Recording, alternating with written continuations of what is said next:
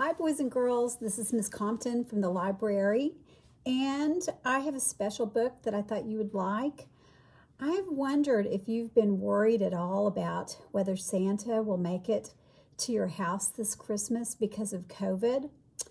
And the book that I have is called Will Santa Come This Year? And one of the things I love about this is it was written by a woman who is a friend of my friend in Oklahoma City who has 3 children. And she thought that it would just be nice to give them some information to help them just feel a little more confident in Christmas coming. So let's go ahead and start. Will Santa Come This Christmas? And the author is Emily Sims. And again, she lives in Oklahoma City. It starts like this. It wasn't until I began writing my Christmas list that I realized it might be pointless. Thanks to the awful virus, everything this year has been canceled. And I mean everything. Soccer games, canceled. School, only from home. Martial arts, through the computer screen. Baseball, maybe next year. We couldn't even go to the park. Our parents said it wasn't safe to touch the swings or to play with the other kids, so we stayed home and played with each other. What else were we supposed to do?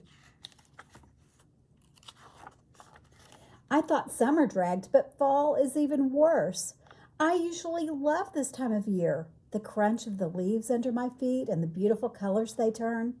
I really love going to the pumpkin patch, but we couldn't go this year. We still got to carve pumpkins and roast marshmallows over the open fire, but it wasn't the same. It's so boring being stuck at home with only my family. I miss my friends and my grandparents. The only way to see my grandparents is through the frosty glass of the front windows. They stand outside looking in, bundled in cozy coats and warm hats. Even though they're smiling, I know they miss us too. I can see it on their faces. They miss hugging us, reading to us, and baking with us.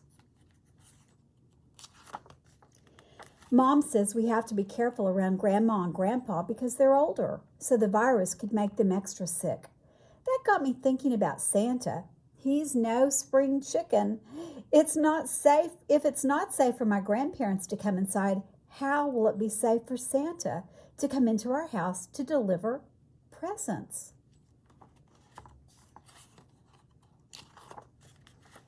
Christmas is my favorite time of the year. I always get so happy when the air turns cold enough to see my breath.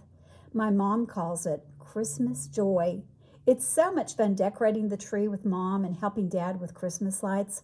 We have a huge family, and we've always had big holiday celebrations, but not this year.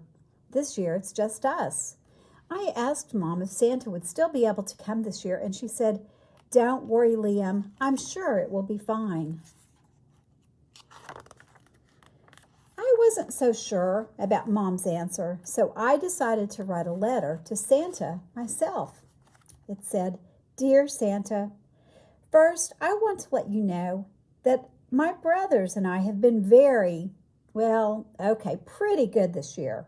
As you know, this year has been very hard for many families. My mom lost her job several months ago because of the virus. Now it's Christmas time, and I'm worried that you won't be able to come visit us. We wouldn't want you to get sick, and we don't want to get sick either. Please tell me you have a plan, Santa.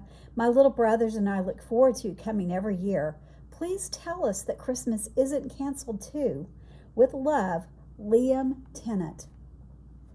When no one was looking, I snuck the letter into the mailbox. As the days passed, I tried to stay busy to keep my mind off of waiting to hear from Santa.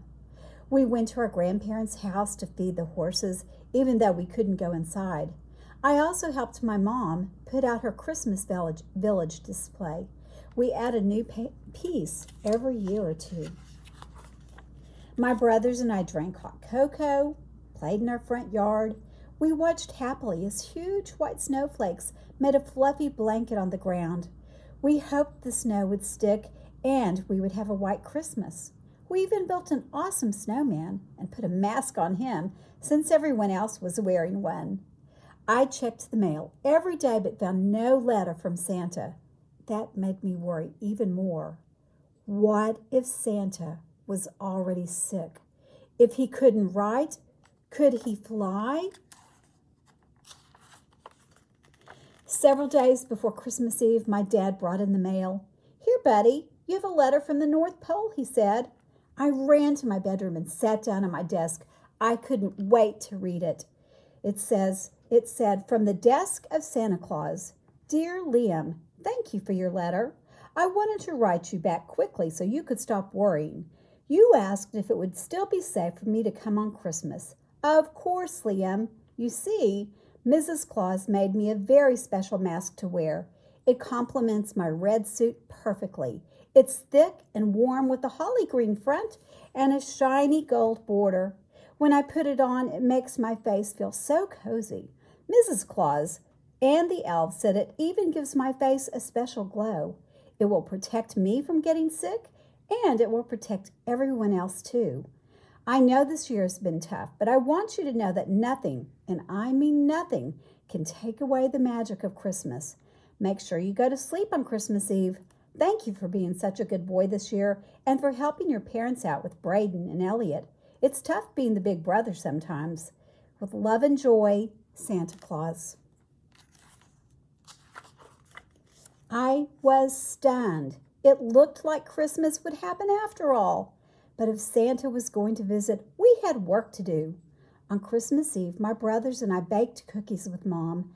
We helped Dad set out the cookies and milk for Santa and carrots for the reindeer. We checked to make sure all of the stockings were hung on the mantle.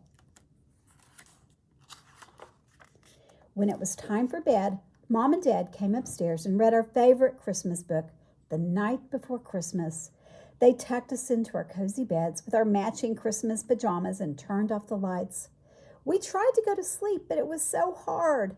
I don't know about Braden and Elliot, but I finally fell asleep a little before midnight. Sometime later, I thought I heard the prancing of reindeer hooves on our roof. Braden scooted closer to me as if he heard it too, but I was too tired to wake up and check it out. Elliot woke up first. The sun wasn't even up yet. He dove onto my chest and shouted, "Bubba, wake up! It's Christmas! Let's go see what Santa brought." We hurried downstairs with messy hair and tired but happy eyes. All of the racket woke Mom and Dad, and they met us in the living room. Mom said, "Merry Christmas, boys. Dig in." We ran over to our glowing Christmas tree and saw the neatly wrapped presents Santa had left for us. Our stockings were packed full. After such a wild year, this was the best Christmas ever. We were so thankful for the magic of Christmas, and especially for Santa's magic mask. And that is the end of the story.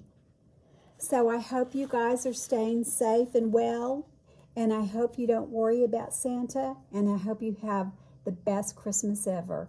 Happy New Year, and I'll see you in January. Bye-bye.